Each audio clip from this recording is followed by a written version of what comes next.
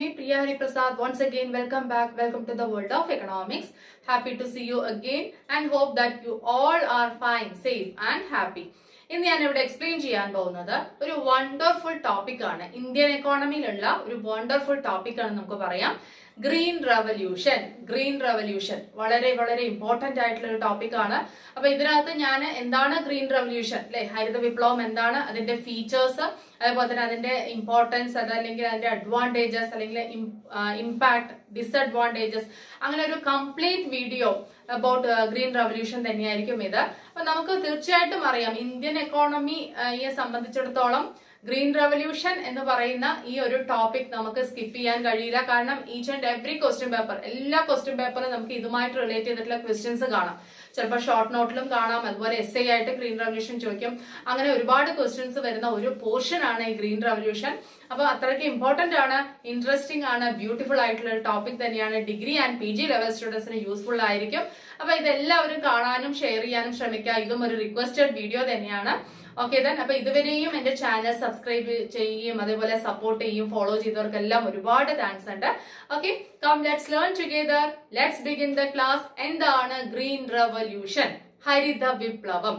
നമുക്കറിയാം, it is related to agriculture അല്ലെ, കൃഷി, കാർഷിക മേഖലയുമായി ബന്ധപ്പെട്ടതാണ് അഗ്രികൾച്ചറൽ സെക്ടർ. ഓക്കെ, അപ്പൊ ഗ്രീൻ റവല്യൂഷൻ എന്ന് പറയുമ്പോൾ നമുക്ക് ഓൾ ഓവർ ദ വേൾഡ് സംഭവിച്ച ഒരു റവല്യൂഷൻ ആണ് അല്ലെ. ഓൾ ഓവർ ദ വേൾഡ്, ഏകദേശം ലോകമെമ്പാടും സംഭവിച്ചിട്ടുള്ള ഒരു കാര്യം തന്നെയാണ് ഗ്രീൻ റവല്യൂഷൻ. അപ്പം ഇനീഷ്യലി ഈ ഹരിത വിപ്ലവം എന്ന് പറയുന്നത് മെക്സിക്കോയിലാണ് സ്റ്റാർട്ട് ചെയ്തത് 1940s. ഓക്കെ, അത് കഴിഞ്ഞ ശേഷമാണ് ഏഷ്യയിലോട്ട് വന്നത്. അത് ഏഷ്യയിൽ ആദ്യം വന്നത് ഫിലിപ്പൈൻസിലാണ്. അത് കഴിഞ്ഞിട്ടാണ് ഇന്ത്യയിലോട്ട് ഈ ഗ്രീൻ റവല്യൂഷൻ എന്ന് പറയുന്ന ഈ ഒരു സംഭവം വന്നിട്ടുള്ളത് അല്ലെ. അപ്പൊ നമുക്ക് അതിനു മുമ്പ് എന്താണ് ഗ്രീൻ റവല്യൂഷൻ എന്ന് അറിയണം. അപ്പൊ അഗ്രികൾച്ചറൽ ഫീൽഡിൽ ഉണ്ടായിട്ടുള്ള ഒരു ഇംപ്രൂവ്മെന്റ് ആണ്, അല്ലെങ്കിൽ മാസ് പ്രൊഡക്ഷൻ, ഇതൊക്കെയാണ് നമുക്ക് ചുരുക്കി പറയാൻ കഴിയുന്നത് അല്ലെ. അഗ്രികൾച്ചറൽ ഫീൽഡിൽ ഉണ്ടായിട്ടുള്ള ഒരു ഇംപ്രൂവ്മെന്റ്, സഡൻ ആയിട്ടുള്ള ഒരു ഇംപ്രൂവ്മെന്റ്, അല്ലെങ്കിൽ പ്രൊഡക്ഷൻ, അഗ്രികൾച്ചറൽ പ്രോഡക്ട്സിൽ ഉണ്ടായിട്ടുള്ള ഒരു മാസ് പ്രൊഡക്ഷൻ, കൂടുതൽ പ്രൊഡ്യൂസ് ചെയ്യാൻ കഴിഞ്ഞു. അതൊക്കെയാണ് എന്തെന്ന് പറയുന്നത് ഗ്രീൻ റവല്യൂഷൻ. അപ്പൊ ഒരു ഡെഫിനിഷൻ പറയണമെങ്കിൽ നമുക്ക് നല്ലൊരു ഡെഫിനിഷൻ പറയാം. എന്താണ്? Wonder or miracle improvement in the field of agriculture due to the application of chemical fertilizers, pesticides, weedicides, അതുപോലെ തന്നെ improved irrigation facilities, most modern technologies, high yielding varieties of seeds, etc. Okay, wonder or miracle improvement in the field of agriculture. Agricultural ഫീൽഡിൽ, കാർഷിക മേഖലയിൽ ഉണ്ടായിട്ടുള്ള അത്ഭുതകരമായിട്ടുള്ള നേട്ടം, wonder or miracle improvement അല്ലെ, miracle അല്ലെങ്കിൽ വണ്ടർ അല്ലെ, അങ്ങനെ ഒരു അത്ഭുതകരമായിട്ടുള്ള നേട്ടം. എങ്ങനെ ഉണ്ടായി ആ നേട്ടം? Due to the application of, എന്തൊക്കെ നമ്മൾ അപ്ലൈ ചെയ്തത് കൊണ്ട്, കെമിക്കൽ ഫെർട്ടിലൈസേഴ്സ് അല്ലെ, ഫെർട്ടിലൈസേഴ്സ്, രാസവളങ്ങൾ അല്ലെ, രാസവളങ്ങൾ ഉപയോഗിക്കുന്നത് കൊണ്ട്, അതുപോലെ പെസ്റ്റിസൈഡ്സ് ആൻഡ് വീഡിസൈഡ്സ്. എന്താണ് പെസ്റ്റിസൈഡും വീഡിസൈഡും? വീഡിസൈഡ് എന്ന് പറഞ്ഞാൽ കളനാശിനി, പെസ്റ്റിസൈഡ് എന്ന് പറഞ്ഞാൽ കീടനാശിനി. ഓക്കെ, അതേപോലെ തന്നെ എന്താണ് most modern technologies, irrigation facilities, ജലസേചന സൗകര്യങ്ങൾ അല്ലെ. മോസ്റ്റ് മോഡേൺ ടെക്നോളജീസിൽ ട്രാക്ടർ അങ്ങനെയുള്ള കാര്യങ്ങളാണ് വരുന്നത്. Irrigation facilities, high yielding varieties of seeds, വിത്തിനങ്ങൾ ഉണ്ടല്ലോ, അതായത് നല്ല നമുക്ക് വിളവ് ലഭിക്കുന്ന തരം ഹൈബ്രിഡ് വെറൈറ്റീസ് ഒക്കെ ഉണ്ടല്ലോ. ഹൈ ഈൽഡിംഗ് വെറൈറ്റി സീഡ്സ് എന്ന് പറഞ്ഞാൽ എന്താണ്? നമുക്ക് ധാരാളം വിളവ് തരുന്ന വിത്തിനങ്ങൾ ഉണ്ടല്ലോ. ഇതെല്ലാം ഉപയോഗിച്ചപ്പോൾ കാർഷിക മേഖലയിൽ ഉണ്ടായിട്ടുള്ള ഇംപ്രൂവ്മെന്റ്, അല്ലെങ്കിൽ അഗ്രികൾച്ചറൽ പ്രോഡക്ട്സിൽ ഉണ്ടായിട്ടുള്ള വർധനവ്, ഇതിനെയാണ് നമ്മൾ എന്തെന്ന് പറയുന്നത്? ഗ്രീൻ റവല്യൂഷൻ എന്ന് പറയുന്നത്. അപ്പം ഇൻക്രീസ്ഡ് ഗ്ലോബൽ അഗ്രികൾച്ചറൽ പ്രൊഡക്ഷൻ എന്ന് ചുരുക്കി പറയാം. ഇൻക്രീസ്ഡ് ഗ്ലോബൽ അഗ്രികൾച്ചറൽ പ്രൊഡക്ഷൻ അല്ലെ, ഗ്ലോബൽ ആഗോളതലത്തില് കാർഷിക ഉൽപാദനത്തിലുള്ള വർധനവ്, ആഗോളതലത്തിലുണ്ടായ കാർഷിക ഉൽപ്പന്നങ്ങളിൽ അല്ലെങ്കിൽ ഉൽപാദനത്തിലുള്ള വർധനവ്. എന്തുകൊണ്ടാണ്? നമ്മൾ ഇങ്ങനെ നല്ല ഇനം വിത്തും അതേപോലെ രാസവളങ്ങളും കീടനാശിനിയും കളനാശിനിയും നല്ല ജലസേചന സൗകര്യവും മോസ്റ്റ് മോഡേൺ ടെക്നിക്സും ഇതെല്ലാം യൂസ് ചെയ്തപ്പോൾ കാർഷിക മേഖലയിൽ ഉണ്ടായിട്ടുള്ള വമ്പിച്ച നേട്ടം, ഉൽപ്പന്നങ്ങളിൽ ഉണ്ടായിട്ടുള്ള വർധനവ്, ഇതിനെല്ലാമാണ് നമുക്ക് എന്തെന്ന് പറയുന്നത്? ഗ്രീൻ റവല്യൂഷൻ എന്ന് പറയുന്നത് ആണല്ലോ, ഹരിത വിപ്ലവം അല്ലെ. അപ്പം അങ്ങനെ ഒരു സംഭവം ഉണ്ടായി. എപ്പോഴാണ്? 1940s. എവിടെ? മെക്സിക്കോ. അപ്പൊ മെക്സിക്കോയിലാണ് ആദ്യമായിട്ട് ഗ്രീൻ റവല്യൂഷൻ ഉണ്ടായത്. അവരാണ് ആദ്യമായിട്ട് ഇങ്ങനെയുള്ള പരീക്ഷണം നടത്തിയത്. അഗ്രികൾച്ചറൽ, കാർഷിക മേഖലയിൽ നല്ല ഇനം വിത്തുകളും അല്ലെ, കൂടുതൽ വിളവ് ലഭിക്കുന്ന, അല്ലെങ്കിൽ ഈ മഴ വന്നു കഴിഞ്ഞാൽ വീണ് പോവാതിരിക്കുന്ന, അങ്ങനെയൊക്കെ ഓരോ ടൈപ്പ് ഉണ്ട് കേട്ടോ.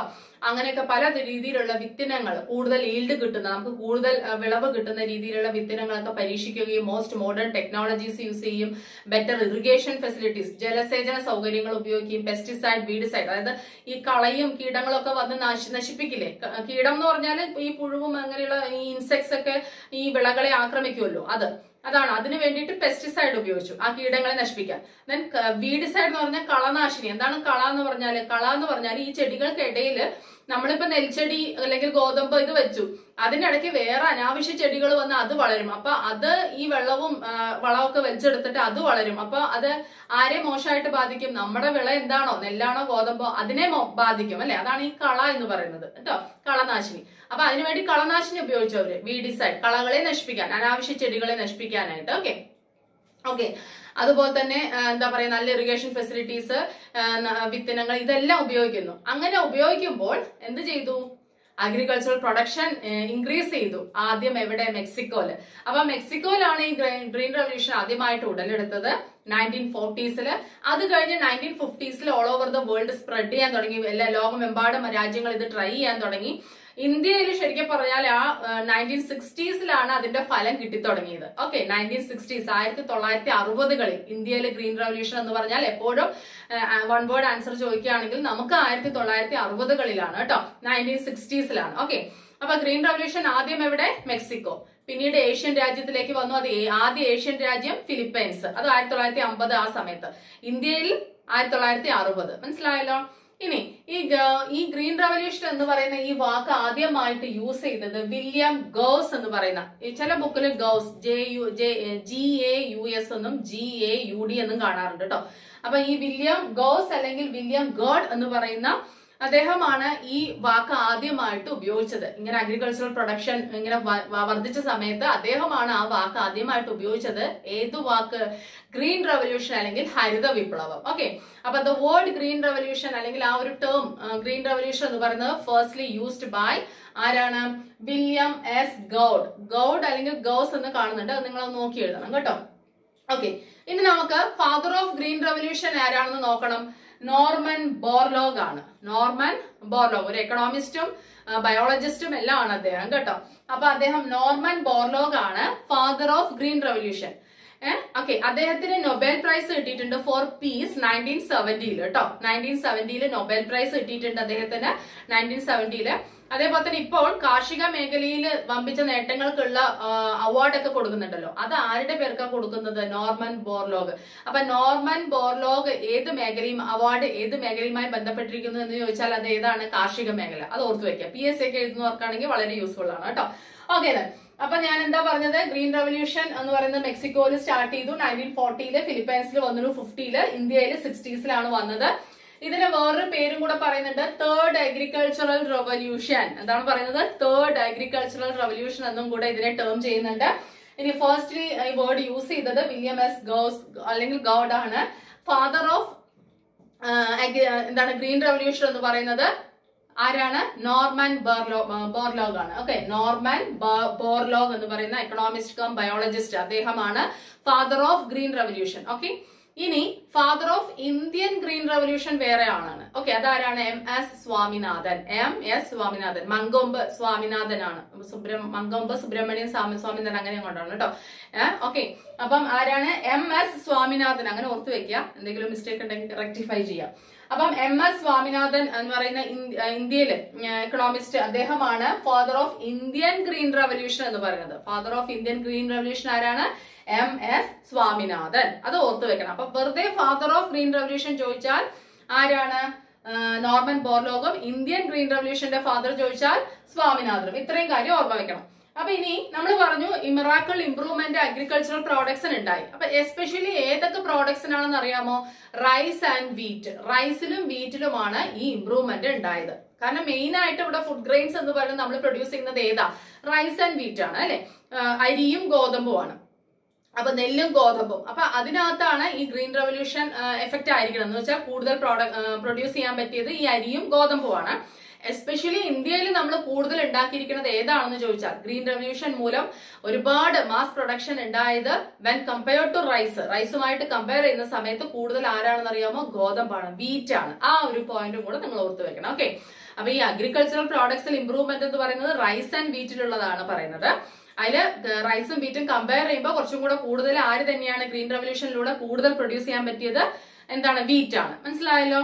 അപ്പൊ ഗ്രീൻ റെവല്യൂഷൻ എന്താണെന്ന് മനസ്സിലായി. അത് അതിനുമായി റിലേറ്റ് ചെയ്തിട്ടുള്ള കുറെ ആൾക്കാർ, ഇയർ, കൺട്രീസിന്റെ പേരൊക്കെ നമ്മൾ പഠിച്ചു. അതൊക്കെ നിങ്ങൾ ഇൻട്രൊഡക്ഷനിൽ എഴുതിയാൽ കുറച്ചും കൂടെ നിങ്ങൾക്ക് സ്കോർ ചെയ്യാൻ കഴിയും. ഓക്കെ, അപ്പൊ ഞാൻ പറഞ്ഞു റൈസും വീറ്റും ആണ്. ഇന്ത്യയിൽ വീറ്റ് ആണ് കൂടുതൽ പ്രൊഡ്യൂസ് ചെയ്തിരിക്കുന്നത്.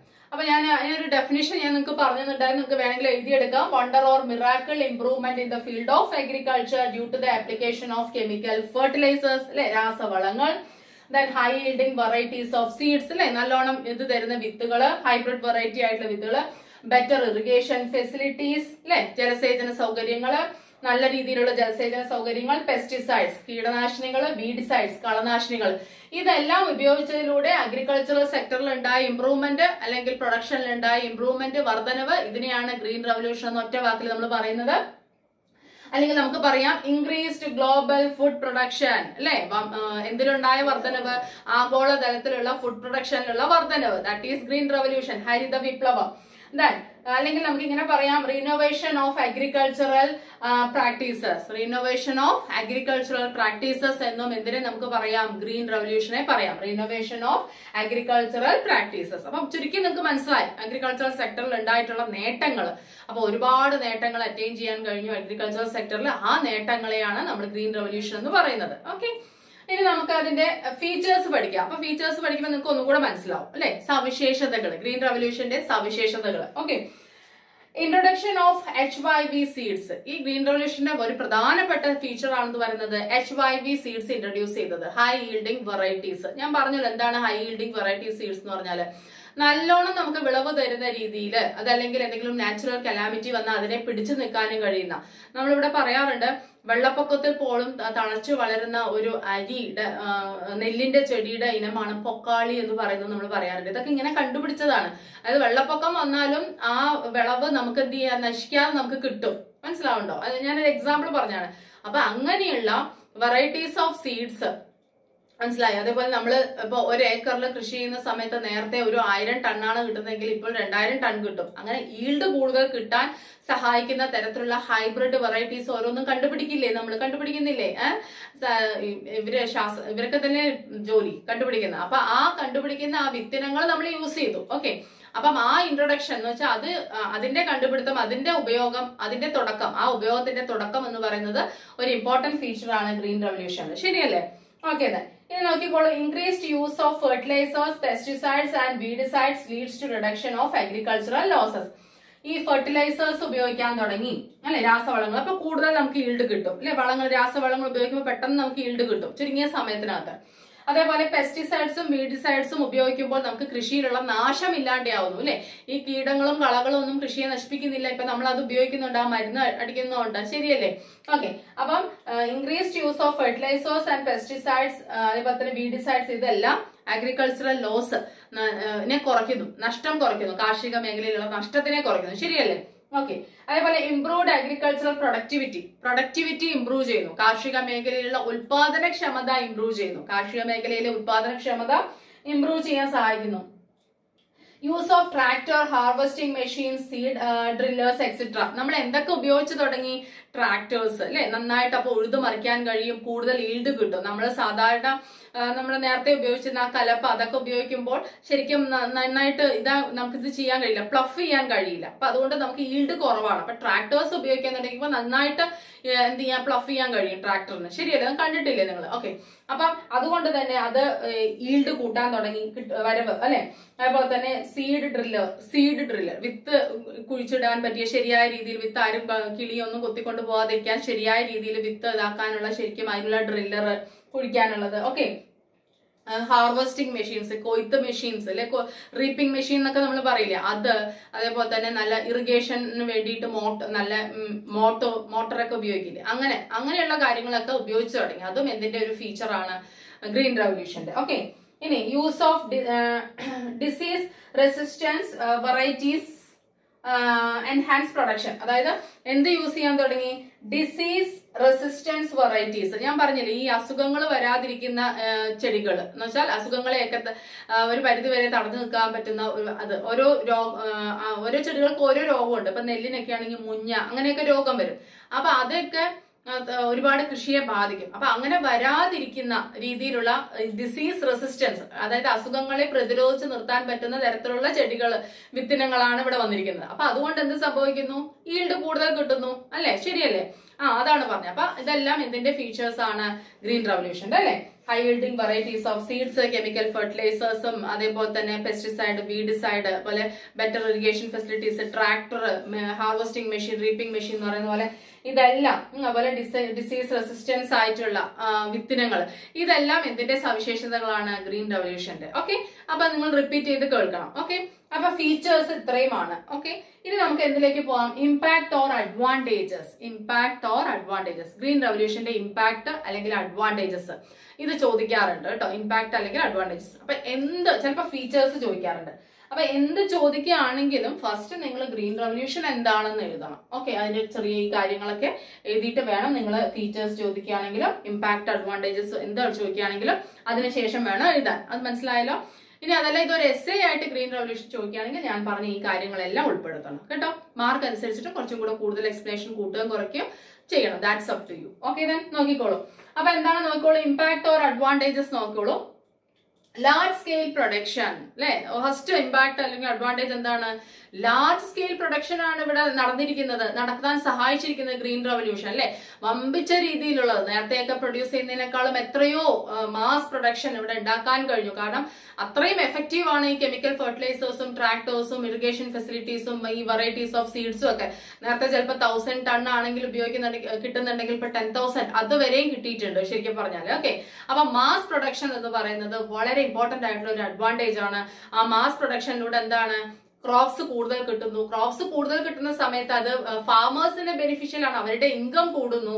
അങ്ങനെ അത് എക്കണോമിക് ഡെവലപ്മെന്റ് അല്ലെ, അത് അഗ്രികൾച്ചറൽ ഡെവലപ്മെന്റ്, അത് എന്തിലേക്ക് വഴിതെളിക്കും? ഇൻഡസ്ട്രിയൽ ഡെവലപ്മെന്റിലേക്കും എക്കണോമിക് ഡെവലപ്മെന്റിലേക്കും തന്നെ വഴിതെളിക്കും. അപ്പൊ അത് വളരെ വളരെ ഇമ്പോർട്ടന്റ് ആയിട്ടുള്ള ഒരു അഡ്വാൻറ്റേജ് ആണ് മാസ് പ്രൊഡക്ഷൻ അല്ലെങ്കിൽ ആ പ്രൊഡക്ഷൻ, ലാർജ് സ്കെയിൽ പ്രൊഡക്ഷൻ സാധ്യമാവുന്നത് അല്ലെ. അപ്പൊ നേരത്തെയുള്ള സ്മോൾ സ്കെയിൽ പ്രൊഡക്ഷൻ അതിൽ നിന്നും ലാർജ് സ്കെയിൽ പ്രൊഡക്ഷനിലേക്ക് കുതിക്കാൻ കഴിഞ്ഞു. എന്ത് കാരണം? ഗ്രീൻ റവല്യൂഷൻ കാരണം. ഗ്രീൻ റവല്യൂഷൻ എന്ന് പറഞ്ഞാൽ എന്താണ്? എന്തൊക്കെ അപ്ലൈ ചെയ്തു? നമ്മൾ ഇവിടെ പറഞ്ഞിട്ടുള്ള ഈ കാര്യങ്ങളെല്ലാം അപ്ലൈ ചെയ്തു. പ്രൊഡക്ഷൻ കൂടി കഴിഞ്ഞാൽ ഫാർമേഴ്സിന് ഇൻകം കൂടുന്നു. ഇൻഡസ്ട്രിയൽ ഡെവലപ്മെന്റ് അല്ലെ, അഗ്രികൾച്ചറൽ ഡെവലപ്മെന്റ് അത് ഇൻഡസ്ട്രിയൽ ഡെവലപ്മെന്റിലേക്ക് നീങ്ങുന്നു. മനസ്സിലായല്ലോ? ഓക്കെ, ഇനി നെക്സ്റ്റ് വൺ നോക്കിക്കോളൂ. Innovative farming process leads to production everywhere. Innovative ആയിട്ടുള്ള ഫാർമിംഗ് പ്രോസസ്സ് കാരണം എവിടെ വേണമെങ്കിലും പ്രൊഡക്ഷൻ നടത്താം. നമ്മൾ പറയുന്നു നേരത്തെ ഈ കുന്നും ചെരുവുകളിൽ ചെയ്യാൻ കഴിയില്ല, അപ്പൊ അവിടെ ടെറസ് ഫാമിംഗ് വന്നു അല്ലെ. ടെറസ് ഫാമിംഗ് എന്ന് പറഞ്ഞാൽ അതാണ്, അതായത് ടെറസിന്റെ മുകളിൽ കൾട്ടിവേറ്റ് ചെയ്യുന്നതല്ല കേട്ടോ ടെറസ് ഫാമിംഗ്. ഈ ടെറസ് ഇങ്ങനെ തട്ടുകളായിട്ട് തിരിച്ചിട്ട് ചെയ്യും, മണ്ണൊലിപ്പൊക്കെ തടയാനും ഒക്കെ കഴിയും. അങ്ങനെ ആ ഒരു ടെക്നിക്ക്. അപ്പൊ അവിടെയും കൃഷി ചെയ്യാൻ തുടങ്ങി. അതേപോലെ വരൾച്ച പ്രദേശങ്ങളിൽ ഇപ്പൊ പ്രശ്നമില്ല, ജലസേചന സൗകര്യം ഉണ്ട് അല്ലെ, ഇറിഗേഷൻ ഫെസിലിറ്റീസ് ഉണ്ട് അവിടെ. അങ്ങനെയുള്ള എവിടെ വേണമെങ്കിലും പ്രൊഡ്യൂസ് ചെയ്യാനുള്ള സൗകര്യമുണ്ട്. കാരണം ഈ മോസ്റ്റ് മോഡേൺ ടെക്നോളജീസ് എവിടെ വേണമെങ്കിലും നമുക്ക് എന്ത് ചെയ്യാൻ കഴിയുന്നുണ്ട്? അപ്ലൈ ചെയ്യാൻ കഴിയുന്നുണ്ട്.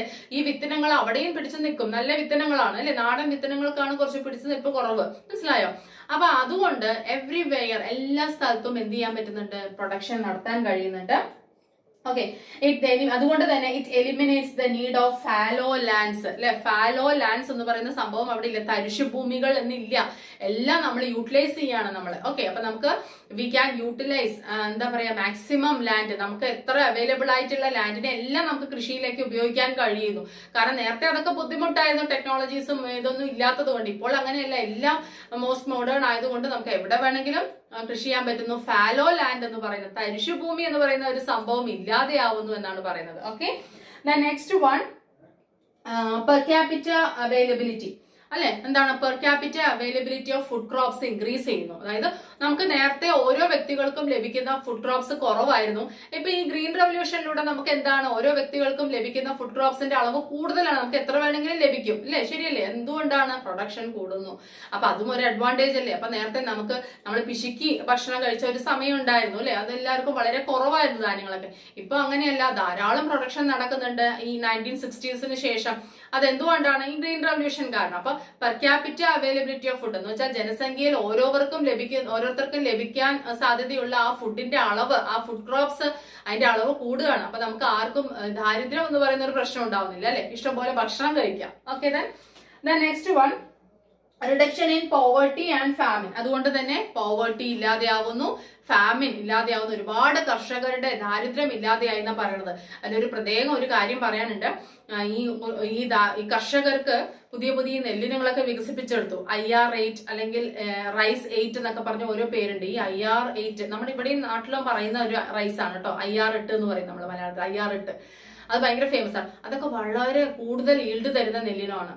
ഇതൊക്കെ കാരണം ഫാർമേഴ്സിന്റെ ഒത്തിരി ബുദ്ധിമുട്ടില്ലാണ്ടായി, ഒരുപാട് അവർക്ക് ഈൽഡ് കിട്ടി. അപ്പൊ അതുകൊണ്ട് ഈ റൈസ് കുറെ ഇനങ്ങളൊക്കെ ഉണ്ടല്ലോ, ഗോതമ്പിനും ഒക്കെ പേരുണ്ടല്ലോ, സൊണാലിക, അങ്ങനെയൊക്കെ ഒരുപാട് പേരുണ്ട്. അപ്പൊ ഇതൊക്കെ ഇങ്ങനെയുള്ള പേരുകളൊക്കെ കർഷകർ എന്ത് ചെയ്യാൻ തുടങ്ങി, അവസാനം അവരുടെ മക്കൾക്ക് ഈ ഇതിന്റെയൊക്കെ പേരിടാൻ തുടങ്ങി. മനസ്സിലായോ? എന്ന് വെച്ചാൽ അവർ അത്രയും ഇൻട്രസ്റ്റ് ആയി. കാരണം ഫാമിൻ പോവർട്ടി ഒക്കെ ഇല്ലാതെയായി, അവരുടെ ദുരിതങ്ങൾ മാറിയത് കൊണ്ട്. മനസ്സിലായോ? ഇൻട്രസ്റ്റിംഗ് ആയിട്ടുള്ള ഒരു കാര്യമാണ് അല്ലെ, അത് അറിഞ്ഞു വെക്കുക. അപ്പൊ ഇതിന്റെ ഈ വെറൈറ്റി സീഡ്സിന്റെ പേരുകൾ ഉണ്ടല്ലോ, ഓരോ പേരുകൾ, അത് മക്കൾക്ക് ഇടാൻ തുടങ്ങി. തിരിച്ചങ്ങോട്ട് വീണ്ടും പിന്നെ കണ്ടുപിടിക്കുമ്പോൾ തിരിച്ചങ്ങോട്ട് ഇടാൻ തുടങ്ങി. അങ്ങനെയൊക്കെ ഒരു സംഭവം ഉണ്ട്. ഓക്കെ, അപ്പൊ ഫാമിനും ഇതൊക്കെ ഇല്ലാതെയായി. അതേപോലെ പ്രോസ്പെരിറ്റി അല്ലെ ഉണ്ടായി. കാർഷിക മേഖലയിലും കർഷകർക്കിടയിലും അഭിവൃദ്ധി ഉണ്ടായിട്ടുണ്ട്. അത് മൊത്തം എങ്ങോട്ടേക്ക് സ്പ്രെഡ് ചെയ്യും? ഓൾ ഓവർ ദ കൺട്രി, നമ്മുടെ രാജ്യത്തിൽ മൊത്തം അത് എന്ത് ചെയ്യും? സ്പ്രെഡ് ചെയ്യും. ശരിയല്ലേ? പ്രോസ്പെരിറ്റി, അഭിവൃദ്ധി. Next one, reduction in import of food grains. വളരെ ഇമ്പോർട്ടന്റ് ആയിട്ടുള്ള ഒരു കാര്യമാണ്. അതായത് നമുക്ക് ഇവിടെ ഫുഡ് ഗ്രെയിൻസ് ഇല്ലാതെ വന്നപ്പോൾ നമ്മൾ പുറമേ നിന്ന് ഇമ്പോർട്ട് ചെയ്യുക ചെയ്തത്. ഇപ്പോൾ അതിന്റെ ആവശ്യമില്ല. ഇവിടെ പ്രൊഡക്ഷൻ നല്ലോണം നടക്കുന്നുണ്ട്. നമുക്ക് വേണമെങ്കിൽ എന്ത് ചെയ്യാം? We can export to other countries. നമുക്ക് എക്സ്പോർട്ട് ചെയ്യാൻ കഴിയുന്നുണ്ട് ഇപ്പോൾ അല്ലെ. അത് വലിയൊരു നേട്ടമല്ലേ? ശരിയല്ലേ? ഇമ്പോർട്ട് കുറച്ച് നമുക്ക് എക്സ്പോർട്ട് കൂട്ടാൻ കഴിഞ്ഞു. അതും വലിയൊരു നേട്ടം തന്നെയാണ്. അതേപോലെ തന്നെ സ്റ്റാൻഡേർഡ് ഓഫ് ലിവിംഗ് നമുക്ക് മെച്ചപ്പെട്ടു. ഇതിന്റെ കാരണം കൂടുതൽ പ്രോഡക്ട്സ് ഉണ്ടായപ്പോൾ കൂടുതൽ ഇൻകം ഉണ്ടായി. അഗ്രികൾച്ചറൽ ഡെവലപ്മെന്റ് എന്തിനും കൂടെ വഴിതെളിയിച്ചു? ഇൻഡസ്ട്രിയൽ ഡെവലപ്മെന്റിന്. അങ്ങനെ എക്കോണമിയിൽ അല്ലെങ്കിൽ നമ്മുടെ കൺട്രിയിൽ സ്റ്റാൻഡേർഡ് ഓഫ് ലിവിംഗ് എന്ത് ചെയ്തു? മെച്ചപ്പെട്ടു. Improved standard of living. അതും ഒരു സെപ്പറേറ്റ് പോയിന്റ് ആയിട്ട് എഴുതാം കേട്ടോ. ഓക്കെ, അപ്പം പോവർട്ടി കുറഞ്ഞു, ഇമ്പോർട്ട് കുറഞ്ഞു അല്ലെ, ഫുഡ് ഗ്രെയിൻസിന്റെ ഇമ്പോർട്ട് കുറഞ്ഞു, നമുക്ക് എക്സ്പോർട്ട് ചെയ്യാൻ കഴിയുന്നുണ്ട് അല്ലെ. നമ്മളെ സെൽഫ് സഫിഷ്യന്റ് ആവുകയാണ്. ഏത് കാര്യത്തില്? ഫുഡ് ഗ്രെയിൻസിന്റെ കാര്യത്തിൽ അല്ലെ, സ്വയം പര്യാപ്തരാവുകയാണ്. ഓക്കെ, അതൊക്കെ. അപ്പം ഇൻഡസ്ട്രിയൽ ഡെവലപ്മെന്റും കൂടെ ഒരു പോയിന്റ് എഴുതാം. അപ്പൊ കാരണം അഗ്രികൾച്ചറൽ ഡെവലപ്മെന്റ് ഇൻഡസ്ട്രിയൽ ഡെവലപ്മെന്റിലേക്ക് വഴിതെളിയിച്ചു, അത് എക്കണോമിക് ഡെവലപ്മെന്റിലേക്കും വഴിതെളിയിച്ചു. അത് സ്പ്രെഡ് ചെയ്തു ഓൾ ഓവർ ഇതില് പ്രോസ്പെരിറ്റി ഉണ്ടായി എന്ന് പറയാം. അതുപോലെ തന്നെ സ്റ്റാൻഡേർഡ് ഓഫ് ലിവിംഗ് മെച്ചപ്പെട്ടു എന്ന് പറയാം. അങ്ങനെ ടോട്ടൽ നിങ്ങൾക്ക് എത്ര പോയിന്റ് എഴുതാൻ കഴിയും? 8 പോയിന്റ് അല്ലെ. ഓക്കെ, അപ്പോ large scale production, innovative farming process leads to production everywhere. Then it eliminates the need of fallow lands. Per capita availability of food grains increased, and reduction in poverty and famine. അതുപോലെ prosperity increase ചെയ്തു എന്ന് വെച്ചാൽ welfare മെച്ചപ്പെട്ടു, ക്ഷേമം അല്ലെ. Then reduction in import of food grains in the import എന്ത് ചെയ്തു? കുറഞ്ഞു. സ്റ്റാൻഡേർഡ് ഓഫ് ലിവിംഗ് മെച്ചപ്പെട്ടു. അതേപോലെ തന്നെ ഇൻഡസ്ട്രിയൽ ഡെവലപ്മെന്റും കൂടി എക്കോണമിയിൽ ഉണ്ടായി. എക്കണോമിക് ഡെവലപ്മെന്റും അറ്റൈൻ ചെയ്യാൻ കഴിഞ്ഞു. ശരിയല്ലേ? ഇത്രയും ഇമ്പാക്ട് അഡ്വാൻറ്റേജസ് നിങ്ങൾക്ക് എക്സ്പ്ലെയിൻ ചെയ്യാൻ കഴിയണം. ഞാൻ പറയുന്ന കാര്യങ്ങൾ റിപ്പീറ്റ് ചെയ്ത് കേൾക്കണം. ഓക്കെ, ഇനി നമുക്ക് ഡിസഡ്വാൻറ്റേജസ്. എന്തൊരു കാര്യത്തിനും ഡിസഡ്വാൻറ്റേജ് ഉണ്ട്. എസ്പെഷ്യലി ഗ്രീൻ റെവല്യൂഷൻ ഉണ്ട്. നമ്മൾ പറഞ്ഞു കെമിക്കൽ ഫെർട്ടിലൈസേഴ്സും പെസ്റ്റിസൈഡ്സും വീഡിസൈഡ്സും ഇതെല്ലാം എന്താണ്? കെമിക്കൽസ് ആണ്. ഇത് യൂസ് ചെയ്യുമ്പോൾ പല പ്രോബ്ലംസ് വരും. ശരിയല്ലേ? അപ്പൊ ഒരുപാട് ഡിസഡ്വാൻറ്റേജസും കൂടെ പറയാനുണ്ട്. പക്ഷെ അത് നമുക്ക് നേരത്തെ പറയാൻ പറ്റില്ല. അതൊക്കെ നമുക്ക് ഗ്രീൻ റെവല്യൂഷൻ നമുക്ക് അതിന്റേതായിട്ടുള്ള നല്ല വശങ്ങൾ പറഞ്ഞതിന് ശേഷം അവസാനം അതിന്റെ എന്താണ് ഡിസഡ്വാൻറ്റേജസ് എന്തൊക്കെയാണെന്ന് നോക്കാം. ഫസ്റ്റ് വൺ, എൻവയോൺമെന്റൽ ഹസാർഡ്സ്. അത് തന്നെയാണ് ഏറ്റവും പ്രധാനപ്പെട്ടത്. പൊല്യൂഷൻ അല്ലെ, സോയിൽ പൊല്യൂഷൻ, വാട്ടർ പൊല്യൂഷൻ എന്ന് പറഞ്ഞ എല്ലാ തരത്തിലുള്ള പൊല്യൂഷൻ ഉണ്ടാവുന്നു. കാരണം നമ്മള് എങ്ങനെയാണ് പെസ്റ്റിസൈഡ്സും വീഡിസൈഡ്സും ഒക്കെ കഴിക്കുമ്പോൾ അത് മണ്ണിലേക്ക് തന്നെയാണ് വീഴുന്നത്. അപ്പൊ സോയിൽ പൊല്യൂഷൻ ആവും, എയർ പൊല്യൂഷൻ കാരണമാവും, വാട്ടർ ഈ വെള്ളം ഒഴുകി ജലാശയങ്ങളിലൊക്കെ പോകുന്നു, വാട്ടർ പൊല്യൂഷൻ. ആ ജലാശയങ്ങളിലെ മത്സ്യങ്ങൾക്കും അവിടെയുള്ള ചെറിയ ചെടികളെയും വരെ ബാധിക്കാൻ തുടങ്ങി. പിന്നെ നമ്മൾ കഴിക്കുന്നതും എന്താണ്? ഇതുപോലെയുള്ള ഈ കെമിക്കൽ അടങ്ങിയിട്ടുള്ള ഫുഡാണ്. അപ്പം നമുക്ക് ഫിസിക്കലി പ്രോബ്ലംസ് വരുന്നു. അപ്പം മൊത്തത്തിൽ എൻവയോൺമെന്റൽ ഹസാർഡ്സ് ഉണ്ടാക്കുന്നതാണ് ഈ ഗ്രീൻ റെവല്യൂഷനിൽ ഉണ്ടായിട്ടുള്ള ഗ്രീൻ റെവല്യൂഷൻ. കാരണം ഗ്രീൻ റെവല്യൂഷനിൽ ഇതൊക്കെ യൂസ് ചെയ്യുന്നത് നമ്മൾ ഫുൾ കെമിക്കൽ ആയിട്ടുള്ള പ്രോഡക്ട്സ് യൂസ് ചെയ്യുന്നു അല്ലെ. അപ്പൊ ആ ഒരു പോയിന്റ് നിങ്ങൾക്ക് നന്നായിട്ട് എക്സ്പ്ലെയിൻ ചെയ്യാൻ കഴിയും അല്ലെ. ഞാൻ പറഞ്ഞു മനസ്സിലായല്ലോ? Okay, second one, mono culturing small scale. അതായത് ഈ മോണോ കൾച്ചറിങ് അങ്ങനെ ഒരു ടേം ആണ് ഇവിടെ ഗ്രീൻ റെവല്യൂഷൻ. എന്താന്ന് വെച്ചാൽ അതിൽ ഇതാണ് പറയുന്നത്, ഈ നമ്മുടെ കർഷകരൊക്കെ സ്മോൾ സ്കെയിലാണ് മാക്സിമം കർഷകരും, ഈ വലിയ ലാൻഡ് ഒന്നും ഇല്ല. അപ്പൊ ചില കർഷകർക്ക് ട്രാക്ടേഴ്സ് യൂസ് ചെയ്യാൻ കഴിയില്ല.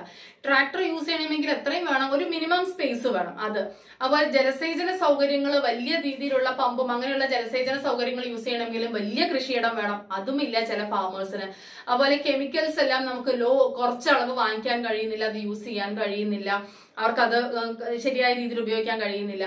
അപ്പൊ ഇങ്ങനെ ഒരു പ്രോബ്ലം അവിടെ ഉണ്ട്. അപ്പം ഈ നമ്മുടെ most of the Indian farmers are marginal or small scale farmers അല്ലെ, മാർജിനൽ അല്ലെങ്കിൽ സ്മോൾ സ്കെയിൽ ആണ്. അപ്പൊ അവർക്ക് ശരിക്കും പറഞ്ഞാൽ ഇത് എന്താവുന്നില്ല, സ്യൂട്ടബിൾ ആവുന്നില്ല മിക്ക ഏരിയയിലും.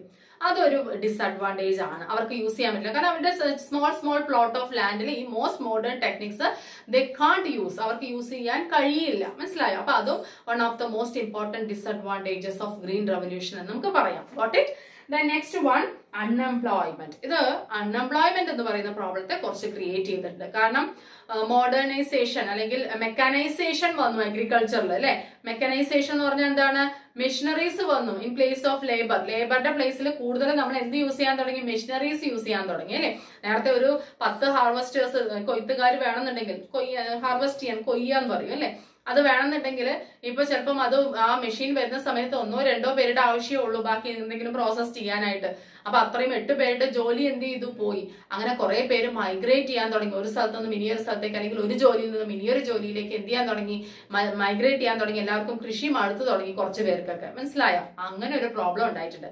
അപ്പം ഈ ഗ്രീൻ റെവല്യൂഷൻ അല്ലെങ്കിൽ ഈ mechanisation in the field of agriculture that leads to unemployment problem, more and more unemployment problem ഉണ്ടാക്കിയിട്ടുണ്ട് കേട്ടോ. അതും ഒരു പ്രശ്നമാണ്. അതുപോലെ തന്നെ വേരിയേഷൻസ് ഇൻ സോയിൽ ടൈപ്പ്. ഈ സോയിൽ ടൈപ്പ് എന്ന് പറയുന്ന ഓരോ സ്ഥലത്തിലും ഡിഫറെന്റ് ആണ് അല്ലെ. സോയിലിന്റെ ടൈപ്പ് വളരെ ഡിഫറെന്റ് ആണ്. അപ്പൊ ഇതനുസരിച്ചിട്ട് വേണം വിത്തും വളവും ഒക്കെ യൂസ് ചെയ്യാൻ. അപ്പൊ ഇവിടെ കോമൺ ആയിട്ട് ഈ high yielding varieties of seeds അല്ലെങ്കിൽ കോമൺ ആയിട്ടുള്ള ഈ വളങ്ങളും രാസവളങ്ങളൊക്കെയാണ് ഉള്ളത്. ഇതൊന്നും എല്ലാ സോയിലും എന്താവണില്ല, സ്യൂട്ടബിൾ ആവണില്ല. അപ്പൊ ചിലർക്കൊക്കെ ഇത് യൂസ് ചെയ്തിട്ടും അഗ്രികൾച്ചർ എന്ന് പറഞ്ഞാൽ സക്സസ് കിട്ടിയിട്ടില്ല. അവർക്ക് എന്തെങ്കിലും പ്രൊഡക്ഷൻ കൂട്ടാനോ അല്ലെങ്കിൽ അവര് ഫെയിലിയർ ആവുകയാണ് ചെയ്തിട്ടുള്ളത്. മനസ്സിലായോ?